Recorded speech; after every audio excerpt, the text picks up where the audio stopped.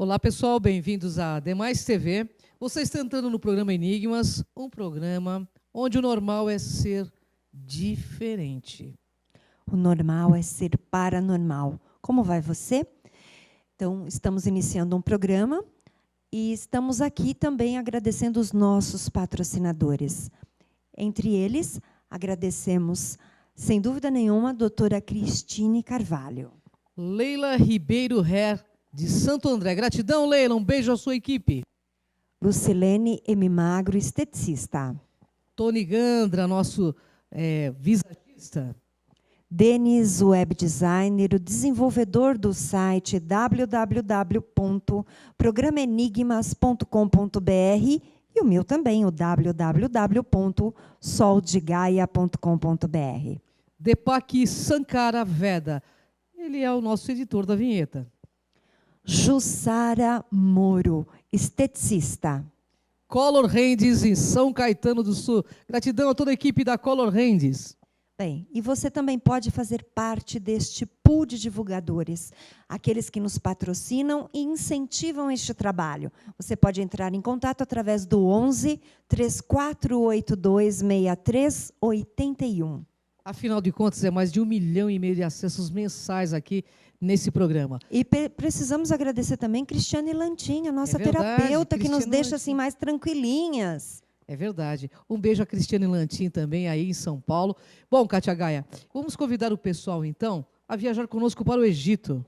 Vamos lá, então nós partimos no dia 17 de agosto, será uma viagem de 12 dias, onde você terá acesso a Alexandria, um passeio pelo Rio Nilo, todos os templos, pirâmides, Museu do Cairo. Bem, é um roteiro mágico. Então, entre em contato conosco através do nosso site. Você tem um roteiro com um preço e quem nos levará é a Skyway. Então, www.programenigmas.com.br.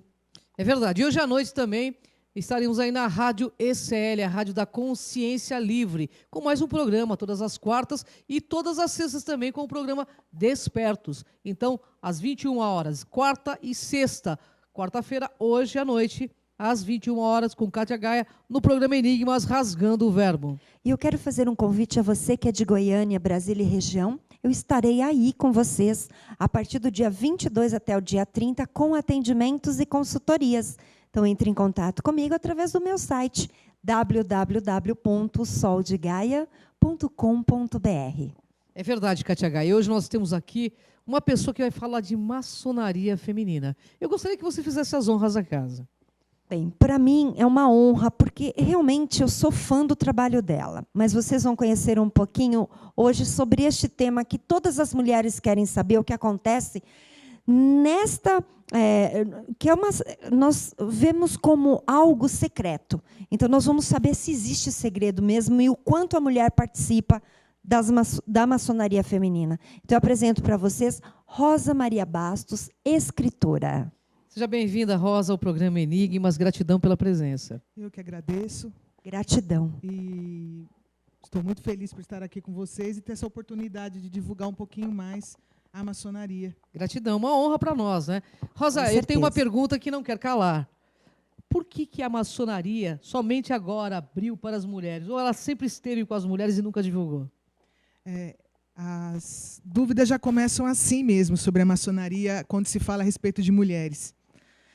Na verdade, a maçonaria sempre abrigou mulheres, mas isso é muito pouco divulgado. E existe uma distinção entre o funcionamento das lojas maçônicas. Existem lojas maçônicas que só abrigam, só tem no seu grupo de obreiros, né, homens. Há lojas que só admitem mulheres. E há lojas como a minha, que admitem homens e mulheres, que é a chamada maçonaria mista. Então, existe uma maçonaria masculina, que normalmente a gente chama de maçonaria tradicional, porque é a mais conhecida. A mista, que abriga homens e mulheres, e a feminina, que só mulheres. Bom, eu gostaria de saber a função da mulher dentro, né, da maçonaria. Isso. O trabalho da maçonaria em si é um trabalho discreto. Nós não fazemos muita apologia do que é feito na maçonaria, né? Não é essa a intenção primeira da maçonaria. quando se trata de maçonaria masculina tradicional, as esposas desses maçons, elas também têm suas ordens e elas trabalham como chamam ordens paramaçônicas. E elas fazem trabalhos de beneficência, trabalhos de caridade, né? Existem também grupos paramaçônicos que abrigam os filhos desses maçons, os sobrinhos desses maçons, e que fazem um trabalho de formação moral, também trabalhos de benemerência. Agora, no caso da minha maçonaria, que é a mista, as mulheres elas trabalham em loja, exatamente como nas maçonarias masculinas tradicionais. Não existe essa diferença. A maçonaria em si, ela traz um histórico que não tem muita data definida. A história da maçonaria, o início da maçonaria, se perdeu no tempo. Oficialmente, dizem que é 1717, porque é quando houve a primeira união de 3 lojas grandes na Inglaterra. E a maçonaria, o intuito da maçonaria é abrigar no seu interior pessoas que tenham interesse em estudar, em se melhorar, em progredir moralmente, intelectualmente, espiritualmente. Então, a maçonaria vai trazendo para dentro de si toda a informação do passado, do que foi bom no passado, e vai transmitindo isso para os novos adeptos. Então, é difícil a gente dizer que a maçonaria não abrigou mulheres no passado, porque quando a gente se lembra do que houve no Egito, existiam sacerdotisas como sacerdotes. Sim. Quando a gente falar na Idade Média, a gente vai se lembrar dos tarôs, e nos tarôs existem cartas do tarô que representam o sacerdote, não é? E a sacerdotisa. Então, a mulher, isso sem falar, isso não é religioso, isso não é se falar em religião, porque a maçonaria não é religião. Todo mundo busca a maçonaria como se fosse uma religião. Muitas pessoas é outra acham. Desinformação, é outra desinformação a respeito de maçonaria. Maçonaria não é religião. Maçonaria é uma fraternidade iniciática. Então, para você participar da maçonaria, você passa por uma iniciação. Na maçonaria, a pessoa não tem uma religião, nós não exigimos que ela tenha uma religião e nem que ela tenha uma religião determinada. As lojas trabalham com pessoas de todas as religiões. Eu já participei de uma loja maçônica que tinha espírita, católico, umbandista, pessoas sem religião. O fundamental é que a pessoa acredite em Deus, acredite no ser criador que criou o universo. Isso sim. Mas religião, não. E nós nem tratamos de religião como não tratamos de política. O fim primordial da maçonaria é a construção de um ser humano melhor. Então, maravilha, né? O trabalho é justamente esse. Então, a maçonaria ela existe para que o homem, a mulher, o indivíduo que é iniciado na maçonaria passe por um trabalho de melhoramento íntimo em todos os aspectos, criando-se ou se alterando essa pessoa para uma condição melhor. Ele, na sociedade, na sua família, no seu bairro, no seu país, no seu estado, ele vai fazer uma diferença melhor. Então, o intuito maior da maçonaria é a evolução e a felicidade da humanidade, que não existiria sem uma qualidade de vida melhor, uma cultura melhor, uma moral melhor, né? Então, ele trabalha as virtudes e as qualidades do ser humano. Rosa, eu já adentrei lojas maçônicas, a grande loja, né, masculina, e a gente vê que existem várias questões místicas dentro dela, né? Então, existe ali alguns eventos que nós podemos participar. Você pode falar um pouquinho da composição desses templos? Isso. Os ensinamentos maçônicos, eles são transmitidos por intermédio de símbolos. Então, existem os símbolos maçônicos, que são estudados em loja, e existem os outros símbolos da história, como símbolos egípcios, né? E essa simbologia é que vai, vamos dizer assim, é como o tarô também, né? O símbolo traz uma informação que não é filtrada pelo consciente. Ela vai direto ao subconsciente. É isso, Kátia? Você concorda comigo? Perfeito, perfeito. Então, esse conhecimento simbólico, ele aflora um conhecimento que a pessoa já tem. E ele, à medida que você vai trabalhando com isso, meditando com esse conhecimento, você vai evoluindo intelectualmente, espiritualmente, culturalmente. Então, a maçonaria ela trabalha com símbolos. Por isso que, quando se adentra a um templo maçônico, você encontra um universo de símbolos que vão ser passados, instruídos para aquele que é iniciado na maçonaria. Existem palestras abertas ao público, existem vários trabalhos maçônicos que são abertos ao público, mas em lojas só mesmo os iniciados. Antes de bloco, eu gostaria que o nosso Can desse um close ao livro da Rosa, né? Que é um tema que nós vamos abordar agora no nosso segundo bloco, mas vamos continuar falando da maçonaria. O tarô da Capela Sistina. Olha que fantástico. São os 22 arcanos maiores, e é uma pesquisa de vários anos que ela vai nos contar, mas vale muito a pena. Você que é tarólogo, você que é simpatizante do tema, ocultista, vale a pena adquiri-lo. Então, nós vamos para o segundo bloco, e a gente volta já já com um rápido comercial.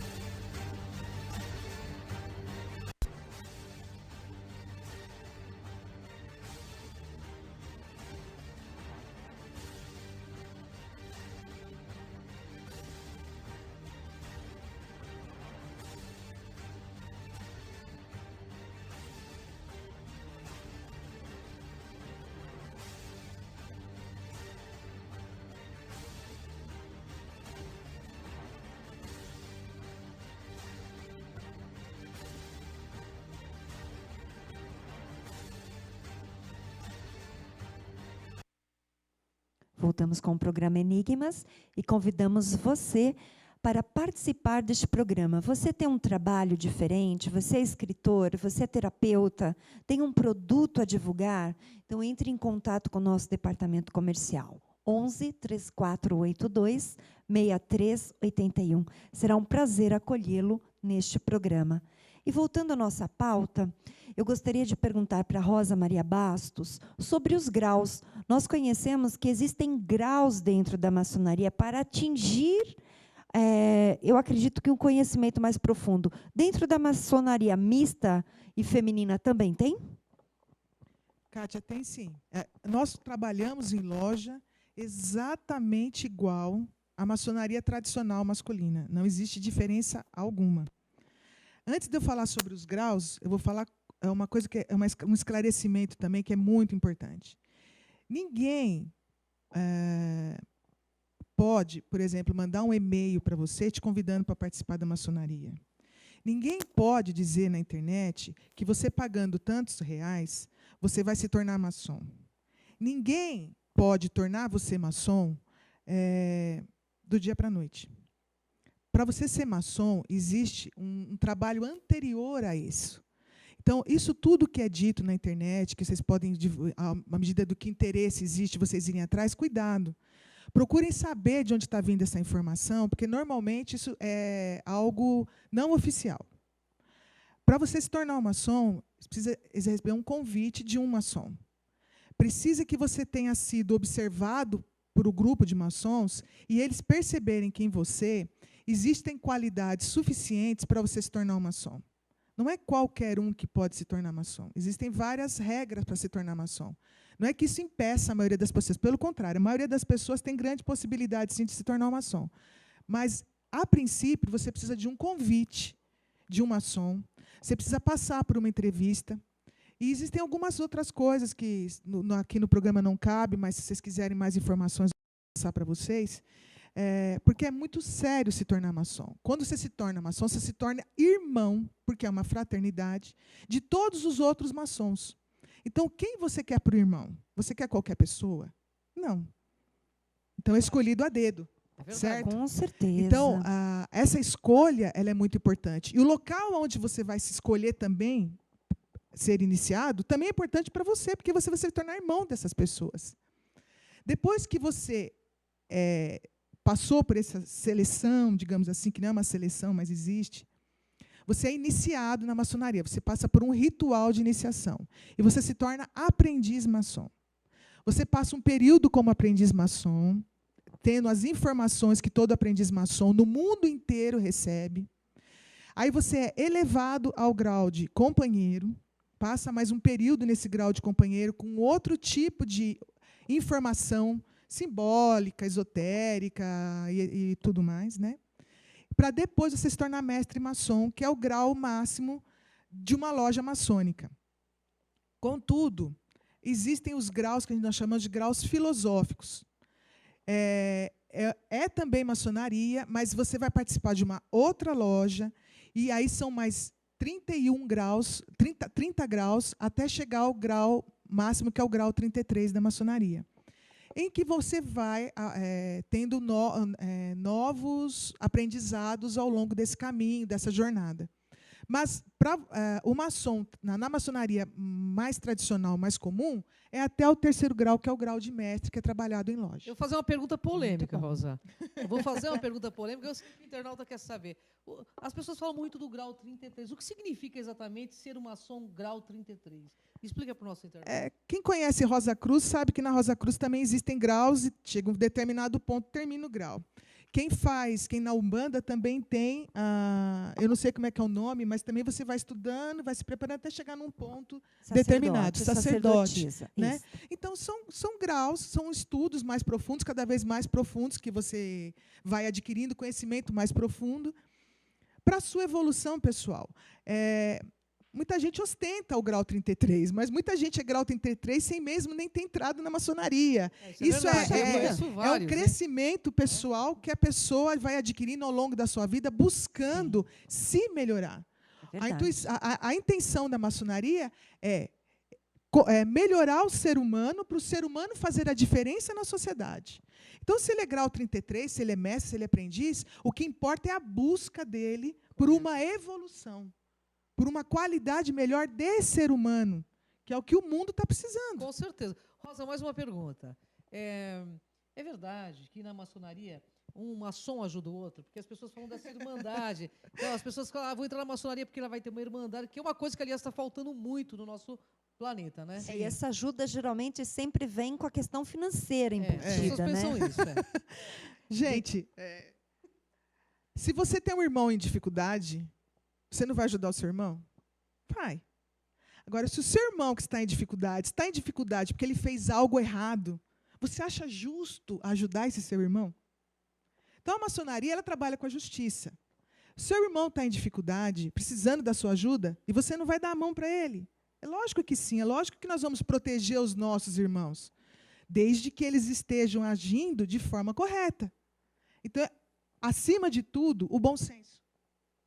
Tem que existir o bom senso. Você vai ter que trabalhar esse bom senso, saber até onde você pode ajudar e até onde essa pessoa ela tem que evoluir pela dor, como a gente mesmo fala, né? Se você não vai pelo amor, você vai pela dor. Olha, Cátia, eu acho que eu vou deixar de ser pesquisadora ufológica e vou entrar na maçonaria, porque eu acho que tem mais irmandade e menos fogueira de ego. Então, verdade. Bem, as pessoas que me conhecem sabem o quanto eu sou apaixonada pelo tema, gosto demais,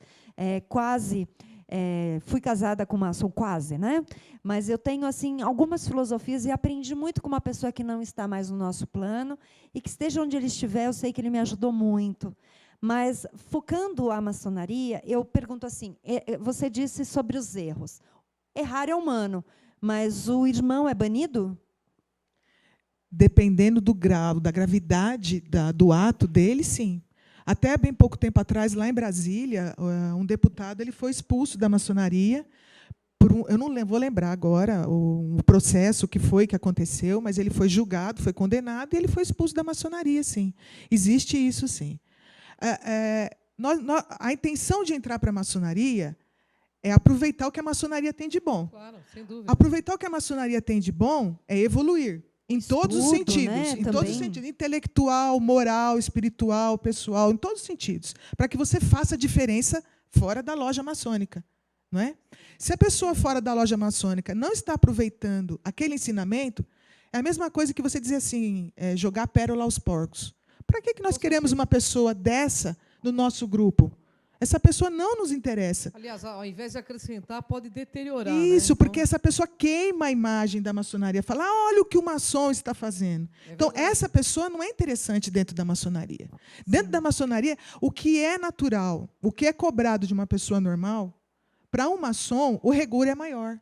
Porque se você quer bater no peito, dizer com todo orgulho que você é maçom, você vai ter que seguir as regras da maçonaria. Claro. Então, uma pessoa nessa condição não é interessante para a maçonaria. É verdade. Mas vamos agora, Kátia, falar um pouquinho do livro dela, né? Sim, eu gostaria só de fazer uma pergunta, porque me veio aqui uma captação interessante, não sei se é algum amparo que você tem, mas, assim, dentro da maçonaria, o Santo Graal ele é bem falado. Existe um caminho, alguma coisa que leva a essa questão? Até a mulher, porque os princípios do sagrado feminino e tudo mais, o útero feminino. Olha, o Santo Graal ele é trabalhado dentro da maçonaria muito pouco e mais por aqueles que têm interesse nos templários. Então, quem gosta muito do templarismo vai, obviamente, cair no Santo Graal. Não é um tema específico, digamos assim, não é um tema específico da maçonaria, mesmo porque ele tem um mito, uma lenda em torno dele, que não faz parte da lenda maçônica. Certo. Então, é trabalhado na maçonaria? Porque, vamos dizer assim, dentro da maçonaria tudo é trabalhado, sabe? A loja maçônica ela trabalha de uma forma muito liberal, todos os temas. Por isso que causa esse crescimento nas pessoas, porque ela vai se informando cada vez mais e tomando as suas decisões, escolhendo os seus caminhos, tirando as suas opiniões, sendo um formador de opinião. Né? Então, o Santo Graal é trabalhado?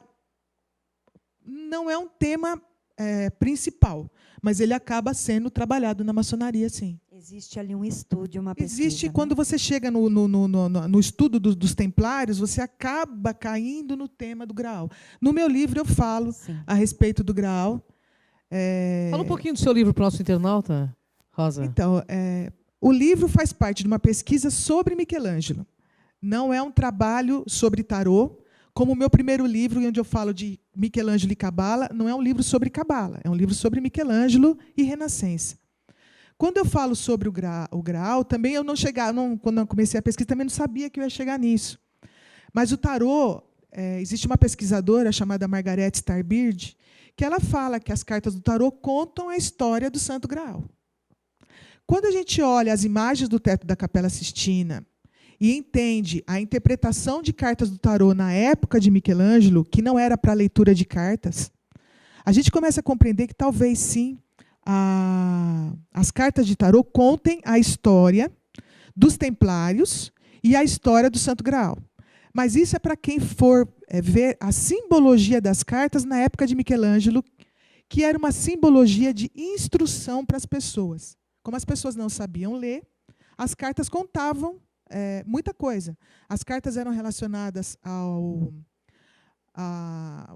símbolos do zodíaco, aos meses do ano, às estações do ano, às virtudes teologais, né? Os 7 pecados capitais. Então, as pessoas eram instruídas por imagens. Eu gosto muito sempre de falar, eu sempre falo isso. Quando a gente entra numa igreja católica, ao redor da igreja tem 14 imagens que contam a história de Jesus, do seu nascimento à sua crucificação. Sem que o Papa, o padre da igreja venha contar a história de Cristo para você. Se você não conhecia a história de Cristo, você passa a conhecer a história por intermédio daquelas 14 imagens que é a Via Sacra, né? Então, as cartas do tarô, elas contam uma história semelhante. Elas contam uma história por passagens, por imagens e por uma simbologia secreta que está lá, que a gente, para conhecer, precisa estudar tarô na época de Michelangelo. Então, o meu trabalho não é um trabalho sobre o tarô atual, nem sobre leitura. Tarologia, nós temos aqui uma especialista que é a Kátia Gaia. Eu não sou taróloga. Eu estudo as imagens do teto da Capela Sistina e as relaciono a algo que já existia na época de Michelangelo, em que ele poderia ter se inspirado. Muito Maravilha, bacana. né? Maravilha. Olha, e para quem quiser adquirir o livro teu? Olha, vamos falar. talvez apareça, né? Deixa Pode certo. ser pelo site da editora Hércules. nas livrarias também, nas grandes livrarias também, pelo site da Editora Hércules, no www.editorahercules.com.br. Podem entrar em contato comigo também. E, falando comigo ou entrando no site, vocês conseguem adquirir o livro para os que tiverem interesse. Nós temos um outro livro aqui, que é de um amigo maçom, né, pelo que eu entendo. Eu tenho uma editora, que é a Editora Hércules, e nós estamos agora divulgando o trabalho desse autor, que já é muito conhecido na maçonaria masculina, que é o Carlos Brasílio Conte. E esse livro, para quem quer conhecer maçonaria, é um livro que traz todas as informações de como a maçonaria funciona. É um livro de um maçom da masculina, da tradicional.